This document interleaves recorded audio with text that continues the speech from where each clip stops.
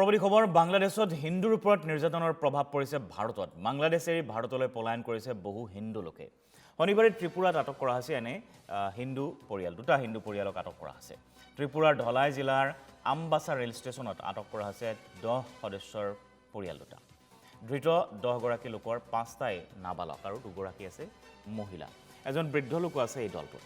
বৰ্তমান তেওঁলোকক আমবাসা আৰক্ষী থানাতে ৰখা হৈছে।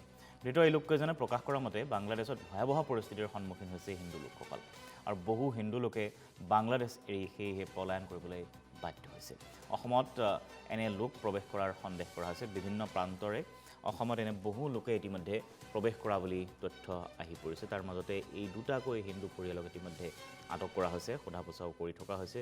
এতিয়া তেওঁলোকক কেনেধৰণে সংস্থাপিত কৰিব, কি কৰিব তাকে লৈ চিন্তা চৰ্চা অব্যাহত আছে আৰু তাৰ মাজেৰে সেইসকলক বৰ্তমান থানাতে রখা হয়েছে। আজকে সকালবেলা অন্যান্য দিনের মতো আমি যখন এলো ডিউটি করতেছি তখন একজন আমার সোর্সম্যান দিচ্ছে, আমার খবর দিচ্ছে যে বাংলাদেশি লোক নাকি স্টেশনের বাইরে অপেক্ষা করতেছে।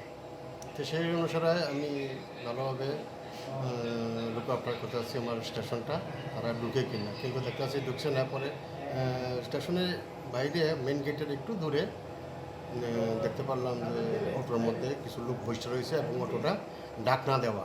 তখন আমার সন্দেহ হয়েছে, তখন আমি গেলাম এখানে, যাওয়ার পরে দেখতে পেলাম যে